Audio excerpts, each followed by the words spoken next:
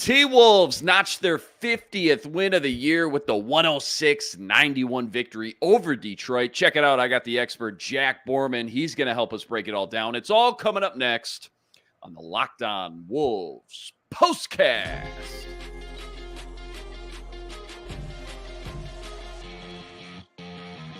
You are Locked On Wolves POSTCAST, part of Locked On Minnesota on the Locked On Podcast Network. Your team every day. What's up? What's up? We're back in the lab. We're back at it. Another T-Wolves POSTCAST episode right here on the Locked On Sports Minnesota Network. You got myself, Luke Inman, at Luke_Spinman. That's the man, Jack Borman. He's on X, at JR Borman13. And Jack, before we jump into all the action tonight, quick reminder, tonight's episode brought to us by Prize Picks, the easiest and most exciting way to play daily fantasy sports. Go to prizepicks.com/LockedOnNBA. Use code all lowercase LockedOnNBA for a first deposit match up to $100. All right, man. Wolves coming into this one, looking for their third win in a row. You know, they're enjoying this nice little 4-game homestand before they head off to Denver here, face the defending champs. It's going to be a huge matchup this Friday night. More on that a little bit later.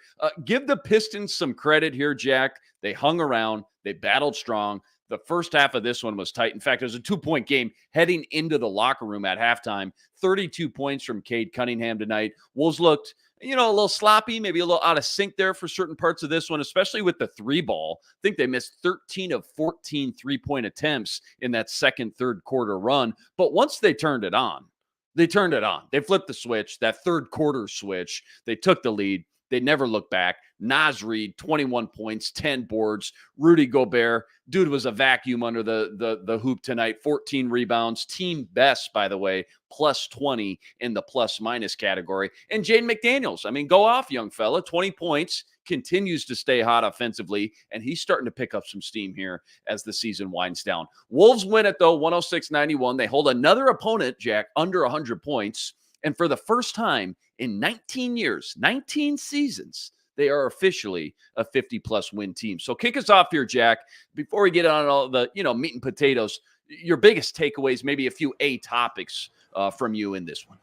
I guess, first of all, I think it's a moment in a sense where you got to stop and smell the roses a little bit. It's the 5th time in franchise history that a Timberwolves team has won 50 games. I don't know off the top of my head when the last time they did it was, but it surely has been few and far between in my lifetime. I turned 26 years old this year. So there's certainly some cause to just kind of take a step back and think about how much fun this team has been all season long and just what a special collection of guys it is. I obviously am privileged in the sense that I've gotten to be in that locker room quite a bit this season and I've gotten to be around all these guys and know firsthand how the most important thing about this team is that there's not one bad guy in this locker room. All these guys are awesome dudes, get along great, are first-class people and teammates for one another. And they all really believe in each other and buy into everything that this coaching staff has been about, has been talking about. And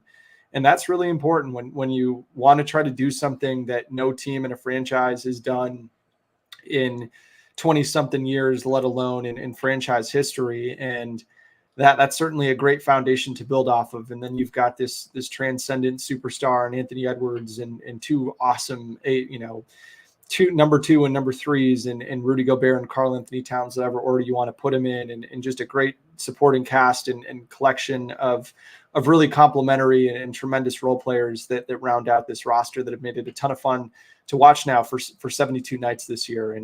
And so I think that's kind of the number one thing for me off the top. And it's just been really fun to see the way that this team has celebrated one another for the majority of this season, and especially when it's role guys stepping up that maybe don't necessarily get to share in the spotlight all that much because there may be guys that do more of the nitty gritty and play more in the background. And then you get a night like tonight where Kyle Anderson is probably the most important player for the Timberwolves in this win tonight.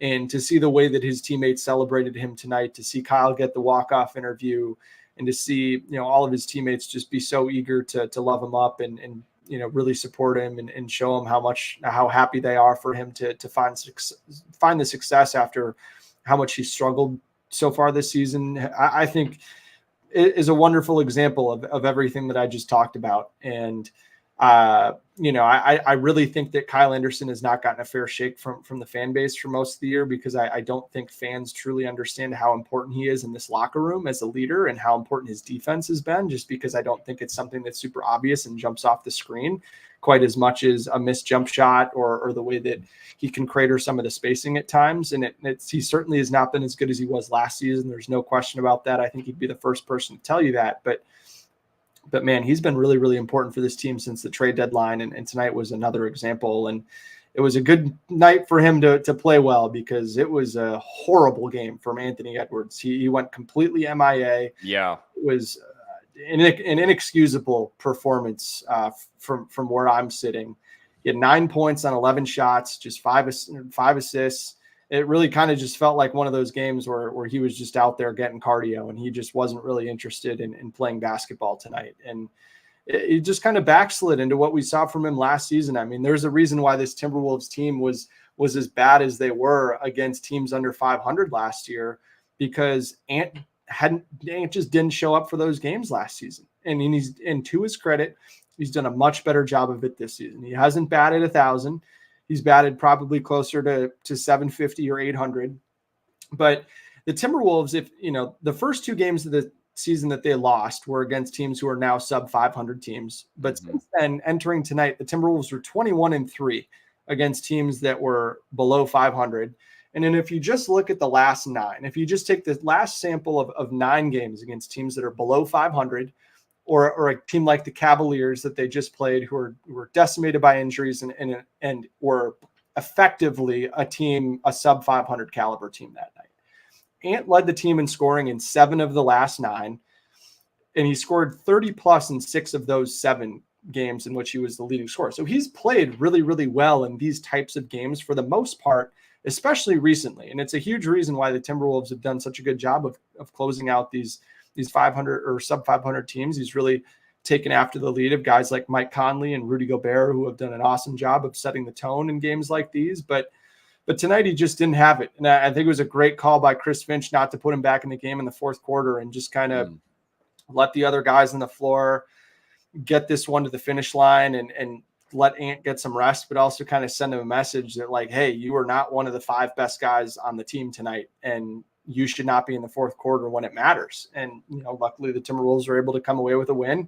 And I think on some level, we're nitpicking a little bit because the Timberwolves did win this game by 15 points, but it's a big thing. And for someone like Ant, who's gotten MVP caliber buzz especially since Carl's gotten hurt, you can't have it both ways. You can't get to hide behind, oh, well, he needed a night off, or, oh, this or that. Or if you want to be an MVP caliber player, you play every night. And when you play, you're your best self almost every single night. And it was not one of those nights for Ant. And it was a good thing that other guys were able to pick up for him. And I talked about Slow-Mo, 14 points, 5 assists, or 4 rebounds, 2 steals, was awesome. Scored 9 points in the third when they really took control of the game. I think they had a 23-6 run to close the third quarter. And then you touched on it too with Jaden McDaniels and Naz Reid were tremendous. The two of them combined for 41 points. I was most impressed with Jaden in the sense that he knocked down his first 2 threes, which was really important. I don't know the last time we'd seen him make 2 threes in a row, and really just kind of started the snowball down the mountain and avalanched all of his confidence from this game. He got it done at all 3 levels. He was really confident attacking off the bounce, which was important. He felt comfortable pulling into mid-range jump shots, posting guys up, getting all the way to the rim. You saw that nice little Euro step. I don't know if the slow-mo attacks were rubbing off on our guy, Jade. Right. And one late in the game. But and then Naz, Naz came out firing again in the first quarter like he has the last couple of times he's started. At the 4, at least, he's done a really good job getting threes up. In this game, he was only 1 of 8 from 3, but was 8 of 10 from 2, and did a great job attacking the rim and cutting off of guys like Rudy Gobert and handoff situations, or guys when they got to the middle of the floor.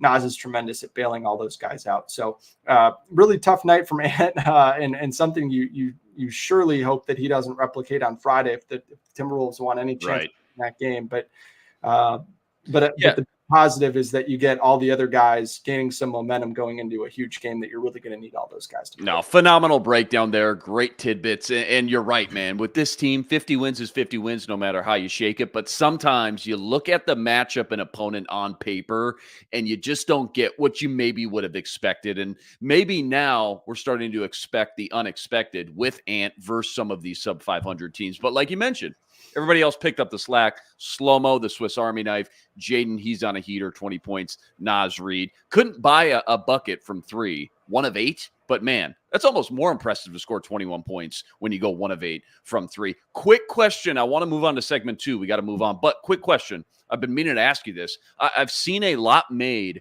about the flexibility, kind of the depth Finch has been able to kind of toy and play with as of late. Specifically, there's this huge contrast he's been able to deploy because 1 minute you look up, you got 3 centers, 3 big boys out there you got to try to score against if you're an opponent. And then the next minute you look up, you got 3 point guards running around the floor. And it's working too. I mean, they're all playing their part when they're out there. How huge is that? Like being able to have so much leverage and options when it comes to being able to just not just maximize your players' best skill sets, I guess, but knowing on any given night, pending on who the opponent is, I probably have a pretty good answer and game plan I can go out and deploy if needed. Like, is that normal? Like, how many other teams have that luxury in their bag of tricks?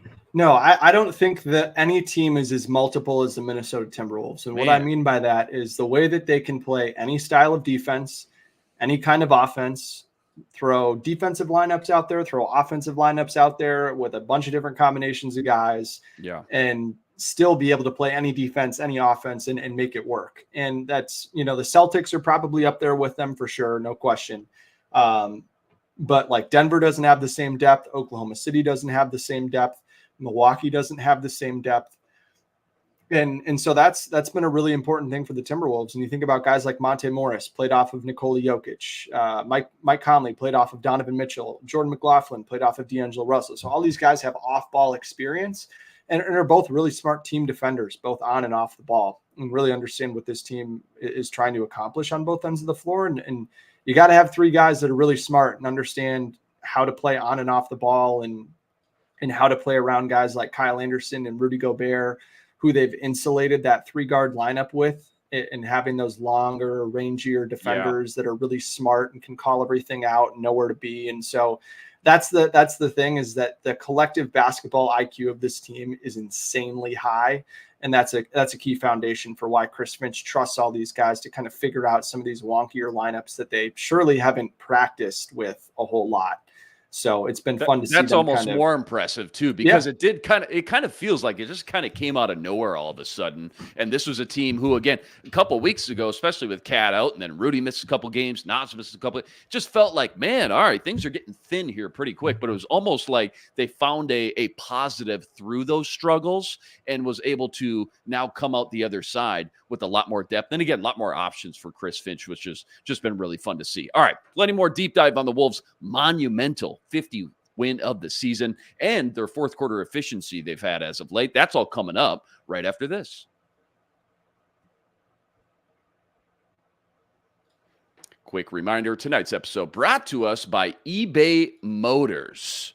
Passion, drive, patience. What brings home the winning trophy is also what keeps your ride or die alive. And eBay Motors has everything you need to maintain your vehicle and level it up to the ultimate peak performance. From superchargers to roof racks, from exhaust kits to LED headlights, eBay Motors has it all. And whether you're into speed, power, or style, eBay Motors has got you covered. Check this out. With over 122 million parts for your number one ride or die, you'll always find exactly what you're looking for. And with eBay's guaranteed fit, your part is guaranteed to fit your ride every time or your money back. Because with eBay Motors, you're burning rubber, not cash. With all the parts you need at the prices you want, it's easy to turn your car into the MVP and bring home that win. Keep your ride or die alive at ebaymotors.com. Eligible items only. Exclusions apply. eBay's guaranteed fit only available to U.S. customers.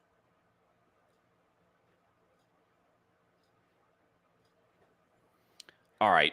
Can you just explain or talk about this fourth quarter efficiency this team has had as of late? Like, they're first in the league in fourth quarter efficiency since the All-Star break, I think is what I heard. And if you remember back, not that long ago, the first half of the year especially, they were crushing the third quarters. They'd come out of halftime just killing it. But that fourth quarter is where they were just, I'm not going to say they're bad. They're just all over the map. They're just really inconsistent depending on the night, depending on the opponent. What's been the secret sauce, though, all of a sudden, that's helped propel them to such great heights and obviously such an important quarter of play? I guess, how much better does this make you feel, too, about their postseason chances now? Yeah, it makes me feel a lot better. But the number one reason, in my opinion, is that Anthony Edwards sits for the first roughly, depending on how the game is going, the first 3 to 5 minutes of the fourth quarter. And they've really figured out the lineups in those first 3 to 5 minutes. And they've had 2 point guards on the floor since the trade deadline. It's been for the most part, it's been Monte Morris and Mike Conley. And especially the last 2 weeks, really since Carl's gone out, now that Ant is sitting in those moments to start the fourth quarter, Mike Conley has been really aggressive. I think Mike Conley's had a double-digit fourth quarter 4 times, and I think 3 of them have come since Karl Anthony Towns got injured. And I think 2 or 3 of them have come in really the last week or 10 days, which has been great. So his aggressiveness and willingness to be a scorer, I think, has been really important. And then the guys around him, or around the 2 guards, whether it's McLaughlin in a 3-guard lineup or Kyle Anderson or Jaden McDaniels or Naz Reid or Rudy, whoever you've put out there around them to start the fourth quarter, all those guys have been really great. They've been moving the ball really well. They've run a ton of pick and roll. They've gotten the ball moving, a ton of swing, passing up a good shot to get a great shot, smart playing off the catch, just really sharing the ball and making the offense easy, and then playing the same defense that they've been playing. And then once Ant comes back in the game, I think Ant's done a great job of fitting into that momentum and that rhythm, and just kind of, getting off the ball early, trusting that it's going to come back to him in a better situation for him to score or create for others. And he's been wildly efficient in the fourth quarter for the most part since the All-Star break, as have most of the Timberwolves, just because I think the ball's been moving and they've been really feeding off the home crowd. I think that's also a very real part of all this, is that the Target Center has been awesome. Yeah. Especially since the All-Star break there. But then again, once Ant's back in the game and you have all your starters in the game, the Timberwolves have run a lot more plays in the second half of fourth quarters, and they've also run a lot more empty pick and roll with Mike Conley and Rudy Gobert. If you go back and watch the last 6 or 7 minutes of that game against the Warriors, they ran a ton of empty corner dribble handoff or pick and roll with Mike Conley and Rudy Gobert, and got a ton of good stuff out of it. And that's something that, can kind of disengage Ant a little bit.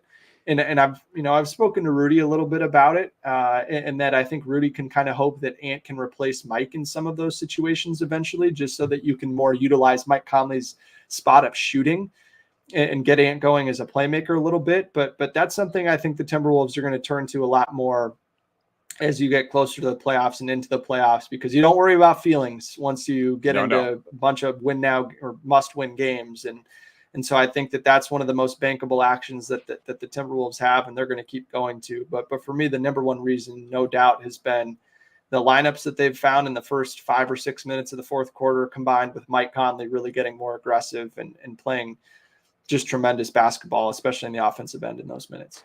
All right, don't go anywhere. We're going to preview this Nuggets game coming up. That's this Friday night, and that's all coming up right after this. Quick reminder, tonight's episode brought to us by Amazon Fire TV, the #1 streaming platform around. Fire TV is your one-stop shop destination for everything sports, from live games to highlights to in-depth analysis. With Amazon Fire TV, they offer amazing viewing experiences with smart TVs, as well as the Fire TV stick that you can plug into your existing TV and gives you access to millions of movies and TV episodes, not to mention free and live cable TV as well. Whether it's opening weekend for the 2024 MLB season, you got the PGA Masters right around the corner, the NFL Draft at the end of the month, or the March Madness tournament, trust me when I say you're going to want to have a Fire TV at your fingertips on every device possible. And now with their very own specific Fire TV channels, rest assured, you'll have a constant supply of the latest videos from your favorite sports brands, and it's all for free. That includes all of our daily content from every Locked On channel and a vast majority of the pro leagues and college conferences as well. Fire TV channels also lets you dive into every single game's analysis, highlights, and more, so you can keep up to date on all the latest in the world of sports. We're talking March Madness, NBA, MLB, and plenty more throughout the year. Not to mention as well, Fire TV has a variety of great news channels, entertainment channels, gaming channels, travel channels, cooking videos, and much, much more. You got to check out Fire TV channels on Fire TV and your Alexa devices. Fire TV channels is the new latest and greatest way to tap into all your watching needs so you don't miss out. To learn more, visit amazon.com/LockedOnFireTV. That's amazon.com/LockedOnFireTV. Okay, just real quick, 30 seconds, seriously, nothing more. Sam and I talked about this. I just wanted your quick 2 cents. The G League being dismantled, any idea how that affects guys like Deshaun Nixon, Leonard Miller now moving forward? What'd you think about that? I'm sorry. I'm laughing at what Kelly Oubre said to a bunch of refs at the end of the Philadelphia game. Had to be good. If anyone wants to laugh, go look at that. But the G League is not being disbanded. The G League Ignite team is being disbanded. So yes, correct. I'm sorry. And so Deshaun Nixon and Leonard Miller both played for G League Ignite before they made it to the NBA. But yeah, I think it's just an admission from the NBA that, like, hey, we tried an alternative pathway to the NBA, as a different path that guys can take from going the college route and being able to learn from a bunch of NBA veterans and a bunch of NBA coaches, learn NBA terminology, kind of learn all the different things that go into being a professional before you're a professional. And I think a lot of the G League Ignite guys had positive things to say, but when you look at how non-competitive the G League Ignite program has been, even within the G League, I think it's been tough. And I think a lot of those guys that have come out of the G League Ignite team have really struggled in an organized basketball setting, and that I don't think their basketball brains grew quite as much as the NBA was hoping. And what are you going to, how, again, when you're playing around, next to a lot of other guys that are in the same position of, they're kind of underwater, they're trying to learn everything on the fly. They're new to this. They're new to being professionals. They were just in high school a year ago. It totally makes sense. And that comment from Random Planet certainly is certainly part of the calculus as well. And I don't know that NIL was a thing when the G League Ignite program started. I think the money certainly got a lot of top prospects to go that route. And I certainly think it's a combination of that and the fact that the team just has not been very good. But you look at some of the guys that have come out of there. I mean, you look at Jalen Green, Scoot Henderson, Leonard Miller, all guys who have played for that. They have a top five, potential top five pick. I'm drawing a blank on exactly how to say his name. I think his first name is like Matas or something, guard from G League Ignite that should be a top 5 pick in the draft this year, top 10. But it's just an admission that the NBA tried something and it didn't work. And hey, there's nothing wrong with trying things and them not working out, Yeah. A little trial and error process for sure. Going to be interesting to see the ripple effect, the domino effect. And like Random Planet called out, and Sam and I talked about last week too, NIL definitely has something to do, if not a lot to do with, again, the ripple effect that we've seen throughout all of college sports. All right, let's close out with a little preview. Friday night's matchup versus the defending champs, maybe the hottest team in the NBA. Don't think that's a hot take. They've only lost, twice since the All-Star break. Of course, we're talking about the Denver Nuggets on the road. We've seen them twice now, series tied, 1 apiece, 2 more to go, including this Friday. What do they need to do to get a dub, Jack? Well, and by the way, what's Denver doing now that maybe they weren't doing the first half of the year as well? Yeah, I mean, I don't think there's anything they're doing now that they weren't doing the first half of the year, just because they've pretty much been the same team in terms of who's playing for them and all that stuff. But yeah, I think Chris Finch, kind of came in with a stated goal in that first game of, we've kind of got to junk this game up because, we've got to play a little bit out of our identity. We have these 3 centers. Now all of a sudden we don't have any of them. How can we kind of change the I guess, the tenor of this game and swing things back in our favor a little bit. And they just played super aggressive defense, which is not something that we've come to see from this Timberwolves team a lot this season. It's what we saw a lot 2 years ago with guys playing up at the level, sending double teams to the post, both from the low side, the baseline side, and from the middle of the floor on Jokic. They did a great job of taking away passing lanes. I think Jokic only had 2 assists, which was the fewest he's had in a game this season. And yes, he still had like 35 points, but that's obviously something you want. I mean, the Timberwolves had 28 points off of 17 Denver turnovers, and the Nuggets are one of the best teams in the league at taking care of the basketball. And so it wouldn't surprise me if the Timberwolves tried to do something similar in that game, and that, hey, we're going to still try to junk the game up, play aggressive, play a bunch of different coverages defensively. And now that they're able to do that with Rudy and Nas back in the fold, but hey, we just have more firepower to get creative defensively and hopefully be able to generate some easier offense. I think the Timberwolves offense wasn't awesome. I mean, they only shot 47% from the floor. They only made 34% of their threes, and they were only 70% from the free throw line. So, I think if they can do a little bit more of what they did tonight, they were tremendous on the offensive glass. They had 9 offensive rebounds for 19 second chance points tonight. And on a night where their, half court offensive rating or offensive rating on first chances was only 109. For them to have an offensive rating of 190 on second chances is certainly something that they'll want to try to carry over, right? Because Denver's a team that can just kind of overwhelm you if you're not able to put the ball in the basket and their offense just kind of gets rolling. They can really quickly run up a 10-0 run or a 14-2 run or a 20-4 run, and all of a sudden you're down 15, and it's just really hard to climb out of that hole. But the Wolves were able to get 8 offensive rebounds for 14 second chance points the other night. Mm-hmm. So I think the more that you can help out your offense with getting points off of turnovers, getting second chance points, getting to the free throw line, those types of things to kind of ease the burden on the offense, I think is going to be really important. And then, hey, if Jaden McDaniels is able to play the same type of defense he played on Jamal Murray, who has typically struggled against really long defenders throughout the majority of his career, I think the Timberwolves, you kind of have to like their shot. And you'd think that the Nuggets bench would play a lot better. They only had 13 bench points in that game the other night, but who knows? So I think it'll be a really fun matchup. And like we were texting about this morning, if the Timberwolves want any chance of getting that number 1 seed, I think this is a must-win game for them. I think they've got to at least split the 2 games that they still have to play in Denver. I don't know what the Nuggets score is right now, but the Nuggets were up a game and a half entering play today. And I think the Thunder lost tonight to the Rockets. I'm not sure. The Thunder did lose to the Rockets. I know Shea didn't play. Yeah, per RP. And went into overtime, by the way. They Houston blew a lead. It sounded like RP had the update, and they ended up pulling it off, though. Denver is down 39-31 to Phoenix, 8:20 left in the second quarter. So I'm totally with you, man. Feels like a must-win now. Of course, you get one more coming back. The good thing about the rest of the schedule, 7 of 11 at home. Again, though, I know this next one versus Denver on the road. So. And one more thing, too, something for Wolves fans to keep an eye on that's kind of related to this whole race for the number 1 seed is New Orleans is climbing up the standings pretty quickly.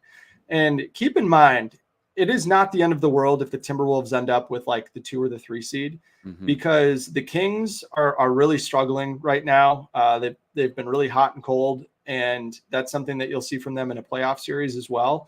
But if let's say the Wolves are the 3 seed and the Pelicans end up being the 4 seed, I think the Pelicans, outside of the Nuggets, are the team that I'm most scared of in the Western Conference in terms of matchups for the Wolves. If that breaks like that, Wolves are the 3 seed, Pelicans are the 4, the Wolves wouldn't have to play the Pelicans potentially until the Western Conference Finals, and then you could potentially see, the Pelicans playing one of, Denver, OKC, which could be right. What a battle! Either one, what a gauntlet you got to go through, even if you do make it that far. So if the board breaks that way, where you can kind of kill 2 of the 3 birds, with I guess 1 stone with how that breaks out, I think that'll just be something interesting to follow. So yes, obviously it'd be awesome to get the number 1 seed, but again, with how the Western Conference is shaking out right now, I don't think it's going to be the end of the world, considering that the board looks a little favorable for the Timberwolves right now. All right, last one before we get out of here. I got Jack Borman's Locked On Sports Minnesota March Madness bracket pulled up here. You got UConn over Kentucky. You got UConn, Arizona on the left. You got Kentucky, Tennessee on the right. After that first weekend of games, what stuck out the most? What was the one team that you regretted not maybe having go further? You know, it's tough to have anybody beaten Purdue. I got to tell you, though, Gonzaga, man, Gonzaga looks phenomenal right now. So that may be the one. If I had to pick an upset, maybe I would have picked Gonzaga over Purdue. But right now, you got 3 of 4 still hanging. If UConn wins it, maybe you'll still be in the mix here. What do you think? Yeah, I had Samford going to the Sweet 16. So I had Samford beating Kansas and beating Gonzaga. And I think Samford got screwed a little bit by the refs in the end of that game. If they absolutely the block? The block? That was a block. That was a clean block, man. Yeah, I was all in on that Samford squad, but no, I didn't do all that much research this year. Sure. Yeah. I've actually been watching more of the women's tournament than the men's tournament. I think it's a much more interesting tournament this year than the men's tournament is, just because there's way more needle movers in women's college basketball in terms of star power. But yeah, it's been really fun. That Houston Texas A&M game was a ton of fun. Mm-hmm. I was also really impressed with what we saw from Marquette, the way they were able to turn it on. I was a little down on them, but they've been super impressive, and I think that we're going to see some star power in the Final Four. It looks to be, we always say that it's never the 1 and 2 seeds that are in the Final Four. We always get a double-digit seed or 7-8 seeds, but it really does seem uncharacteristically so that we're going to get a Final Four with the total sum of the seeds of the team like 10 or less, which has been really rare the last few years. But hopefully we'll get some fun star power matchups in the Final Four. Favorite time of year, man. March Madness, the Masters right around the corner. I know you're a big golf guy, big Masters guy as well. And then the NFL draft, man. I mean, you're talking about my Christmas, 4th of July, birthday, all rolled into one. This is my favorite time of year as a sports fan. I absolutely love it. Wolves win their 3rd in a row tonight. They notched their 50th win of the season for the first time, by the way, in 19 years. And with that OKC loss to Houston, they now move back up to the 2 seed. What a night.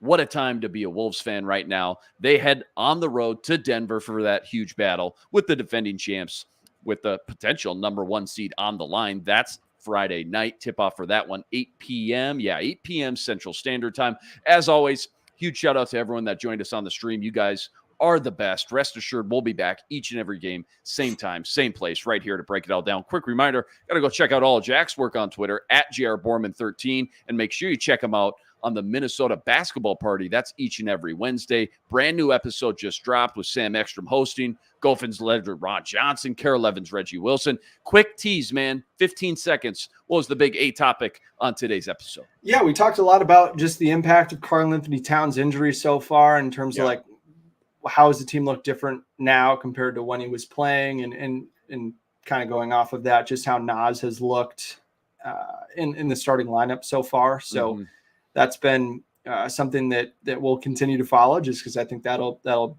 continue to be the case until Karl comes back. So it was a fun show. And then, like we did tonight, talked a little bit about March Madness and some prospects that we've seen so far that are still alive in the tournament that may make some sense for the Timberwolves in the draft, because they'll have a pick at the end of the first round, and then they will also have one of the first 7 or 8 picks of the second round coming their way from the Memphis Grizzlies. So love it. Go check it out right after this. Again, Minnesota Basketball Party, brand new episode each and every Wednesday. And of course, always got Ben Beacon. He's always ripping it up over on the Locked On Wolves podcast. That's each and every day as well. That'll do it for us tonight. He's Jack Borman. I'm Luke Inman on Twitter @Luke_Spinman. Until next time, signing out.